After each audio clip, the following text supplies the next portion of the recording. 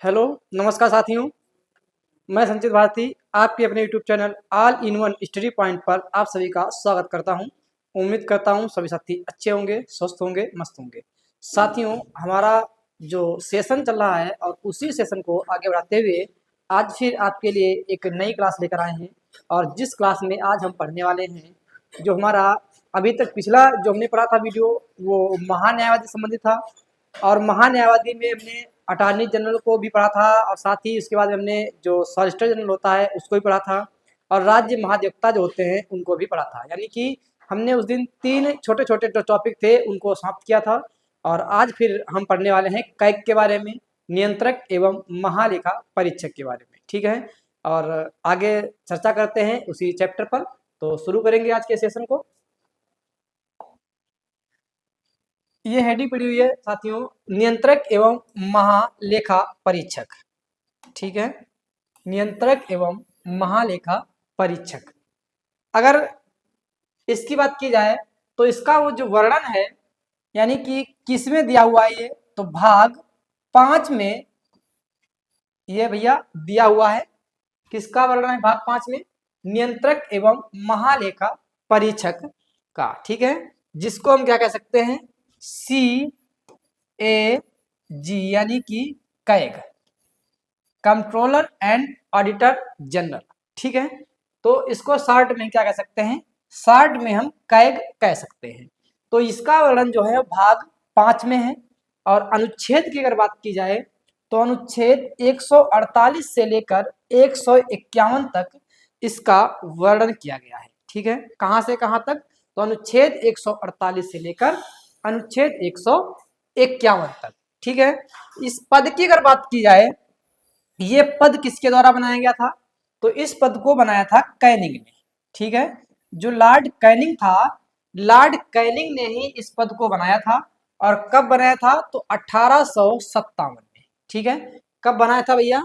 तो 1857 में Lord Canning के द्वारा इस पद को बनाया गया था। ठीक है?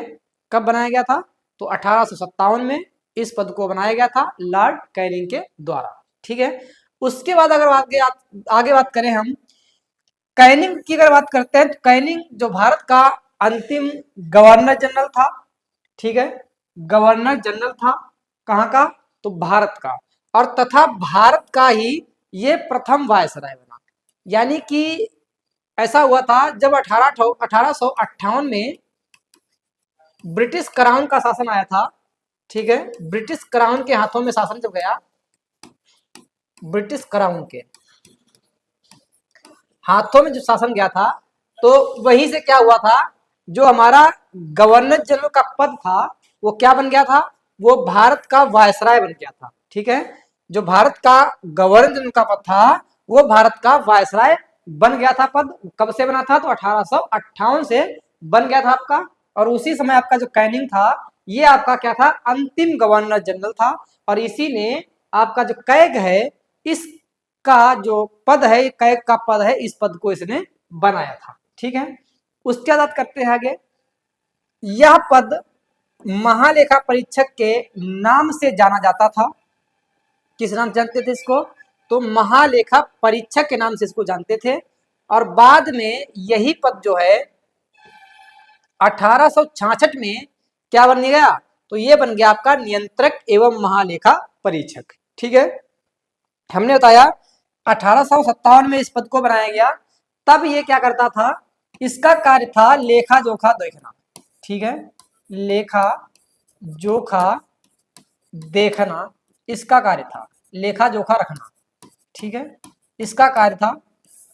और तब इस पद में की अगर बात की जाए, तब केवल महालेखा परीक्षक के हिसाब से ये पद आपका था।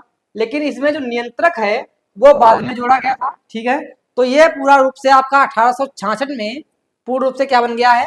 तब ये बन गया आपका नियंत्रक एवं महालेखा परीक्षक। ठीक है? यानी कि कह सकते हैं इसका नामकरण कब कर दिया गया? तो इसका नामकरण कर दिया गया 1866 में। ठीक है? इसका जो नामकरण था वो 1866 में कर दिया गया था। तो एक बार फिर से देखते हैं जो हमारी हेडिंग पड़ी है, नियंत्रक एवं महालेखा परीक्षक, जिसको हम कहते हैं CAG, controller and editor general. तो ये भाग 5 में इसका वर्णन है। अनुच्छेद 148 से लेकर 151 तक इसके बारे में बताया गया है। और ये पद 1857 में लॉर्ड कैनिंग के द्वारा बनाया गया था। और लॉर्ड कैनिंग जो था वो भारत का अंतिम गवर्नर जनरल तथा भारत का प्रथम वायसराय था।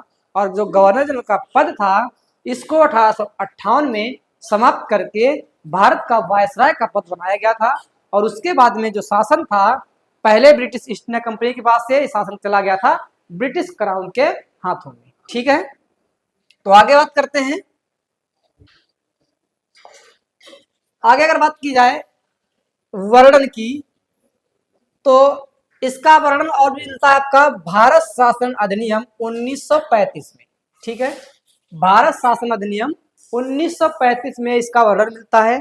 अगर भारत शासन अधिनियम 1935 की हम बात करें तो जो हमारा संविधान में अनुच्छेद हैं उन अनुच्छेदों में सबसे अधिक अनुच्छेद हैं वो आपके लगभग में 250 के आसपास अनुच्छेद केवल भारत शासन अधिनियम से लिए गए थे। ठीक है, भारत शासन अधिनियम जो 1935 है वहां से सबसे अधिक अनुच्छेद भारतीय संविधान में शामिल किए गए थे। उनमें या तो थोड़ा बहुत बदलाव किया गया था या उनको ऐसे ही उठाकर संविधान में शामिल कर लिया गया था। ठीक है, आगे बात करेंगे। अनुच्छेद 148 क्या कहता है? तो अनुच्छेद 148 जो है ये कैग की नियुक्ति के बारे में बताता है। ठीक है, कैग की नियुक्ति के बारे में बताता है। और कैग की फुल फॉर्म भैया आपकी कंट्रोलर एंड ऑडिटर जनरल, जो आपको भी बता चुके हैं 2 बार तक। तो ये इसकी क्या जाएगी? फुल फॉर्म हो जाएगी कंट्रोलर एंड ऑडिटर जनरल, नियंत्रक एवं महालेखा परीक्षक। ठीक है, क्या जाएगा? नियंत्रक एवं महालेखा परीक्षक। ठीक है, नियंत्रक एवं महालेखा परीक्षक।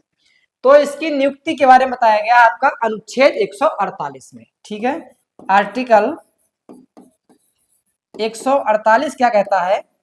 इसकी नियुक्ति के बारे में बताता है। और जो नियुक्ति है वो किसके द्वारा की जाती है? तो राष्ट्रपति के द्वारा की जाती है और संघीय मंत्री परिषद की सलाह पर। जो मंत्री परिषद है उसकी सलाह पर अनुच्छेद 148 के तहत कैग की नियुक्ति राष्ट्रपति के द्वारा की जाती है। ठीक है, किसके द्वारा की जाती है? राष्ट्रपति के द्वारा की जाती है। Advice of union council of minister. ठीक है, यूनियन काउंसिल ऑफ मिनिस्टर की जो सलाह होती है यानी कि जो संघीय परिषद है उसकी सलाह पर राष्ट्रपति कैग की नियुक्ति करते हैं अनुच्छेद 148 के तहत। ठीक है, अगर इनकी योग्यता की बात की जाए, जो कैग होता है इसकी योग्यता क्या होती है? तो इसकी योग्यता के बारे में भैया कोई भी वर्णन नहीं किया गया है, संविधान में इसकी योग्यता का कोई वर्णन नहीं है। और ये जो आपके बनते हैं कैग वो केवल क्या होते हैं? उनको संसद बनाती है। ठीक है, उनको संसद बनाती है। और संसद कौन बनाती है? तो केवल आईएएस अधिकारी, जो आईएएस अधिकारी होते हैं वही क्या बनते हैं भैया? वही कैग बनते हैं। ठीक है, जो आईएएस अधिकारी होते हैं उन्हीं को कैग बनाया जाता है। ठीक है, यानी कि कोई भी नेता नहीं बन सकता है। जो आपके आईएएस अधिकारी होते हैं वो क्या बना देते हैं?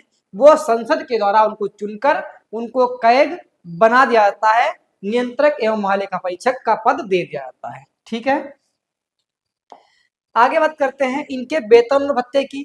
जब इनके योग्यता के बारे में कोई वर्णन नहीं है तो इनके वेतन की भी कोई बात नहीं है, क्योंकि इनका वेतन भी संसद तय करती है। और वो जो वेतन दिया जाता है वो भारत की संचित निधि से दिया जाता है, कंसोलिडेटेड फंड ऑफ इंडिया से। ठीक है, कंसोलिडेटेड फंड ऑफ इंडिया से क्या होता है? इनका वेतन दिया जाता है। जब इनकी योग्यता ही तय नहीं है तो इनको क्या वेतन दिया जाएगा? ये संसद निर्धारित करती है कि इनको कौन सा वेतन दे सकते हैं, किस वेतन के ये हकदार है। ठीक है, वो संसद निर्धारित करती है। आगे बात की जाए इनके कार्यकाल की। ठीक है, कार्यकाल की अगर हम बात करते हैं तो कार्यकाल जो इनका होता है वैसे तो इनका कार्यकाल 6 वर्ष का होता है, लेकिन 6 वर्ष या फिर 65 वर्ष कह सकते हैं, 6 वर्ष या फिर 65 वर्ष जो भी पहले हो जाए। जैसे मान लिया किसी व्यक्ति की उम्र 58 वर्ष है या मान लेते हैं 59 वर्ष है। ठीक है, 59 वर्ष अगर उसकी उम्र है तो अब कैग बन गया है तो क्या है कि वो पूरी पूरी 65 साल जब तक होगी तब तक क्या होगी, उसके 6 वर्ष पूरे हो जाएंगे। तो क्या हो सकता है, ये कह सकते हैं कि उसके 6 वर्ष पूरे हो गए तो वो हट गया। लेकिन अगर किसी व्यक्ति की उम्र यानी कि हमने मान लिया 61 वर्ष है और तब वो कैग बनता है, तो जैसे इसकी 65 वर्ष उम्र पूरी होगी, 65 वर्ष जैसे ही उम्र पूरी होगी, वैसे तो इसका जो कह सकते हैं कि वो 4 साल तक ही रहा है, लेकिन फिर भी उसको हटा दिया जाएगा, क्योंकि 65 वर्ष के अधिक कोई भी व्यक्ति कैग के पद पर नहीं रह सकता है। अब चाहे उसकी 65 वर्ष उम्र पहले पूरी हो जाए और या फिर उसका कार्यकाल पहले पूरा हो जाए, जो भी पहले पूरा हो जाएगा, अगर कार्यकाल पूरा हो गया तब भी वो हटा दिया जाएगा, और या फिर उम्र 65 वर्ष पूरी हो गई तब भी उसको हटा दिया जाएगा। ठीक है, तो ये है इसके कार्यकाल की बात। आगे बात करते हैं पद से हटाना। ठीक है, रिमूवल। ठीक है, पद से हटाना, रिमूव कैसे करेंगे, तो भैया इसको रिमूवल इसका जो करते हैं भैया हम कैसे करेंगे, अनुच्छेद 124(4) के तहत। और ये अनुच्छेद 124(4) वही है जिसमें सुप्रीम कोर्ट के जो न्यायाधीश होते हैं उनको हटाया जाता है। जिस प्रकार सुप्रीम कोर्ट के न्यायाधीश को हटाया जा सकता है, उसी प्रकार इसको भी हटाते हैं। ठीक है, जिस प्रकार सुप्रीम कोर्ट के न्यायाधीश को हटाया जाता है, उसी प्रकार क्या करेंगे, उसी प्रकार कैग को भी हटाया जाता है, कैग को भी हटाया जाता है। ठीक है, हटाया जाता है। तो कह सकते हैं जो प्रक्रिया सुप्रीम कोर्ट के न्यायाधीश के लिए होती है हटाने के लिए, वही प्रक्रिया कैग को हटाने के लिए अपनाई जाती है। ठीक है, तो वेतन और भत्ते की बात की जाए तो संसद इसका तय करेगी कितना वेतन होगा। उसके अलावा कहां से मिले दिया जाएगा वेतन, तो भारत की संचित निधि से, कंसोलिडेटेड फंड ऑफ इंडिया से इनका वेतन दिया जाता है। और इनका जो कार्यकाल है वो 6 वर्ष या फिर 65 वर्ष, जो भी पहले पूरा हो जाए। उसके अलावा इनको हटाने की अगर बात की जाए तो अनुच्छेद 124(4) के तहत जैसे सुप्रीम कोर्ट के न्यायाधीश को हटाते हैं, उसी प्रक्रिया के माध्यम से कैग को भी हटाया जाता है। ठीक है, आगे बात करते हैं अनुच्छेद 149 की। अनुच्छेद 149 क्या है, तो इसमें बताया गया है कैग के कर्तव्य एवं कार्य के बारे में, यानी कि जो नियंत्रक एवं महालेखा परीक्षक है उसके कर्तव्य क्या है और उसके कार्य क्या है। ठीक है, तो कैग जो होगा उसका पहला तो कार्य है अकाउंटिंग करना और दूसरा कार्य है ऑडिटिंग करना।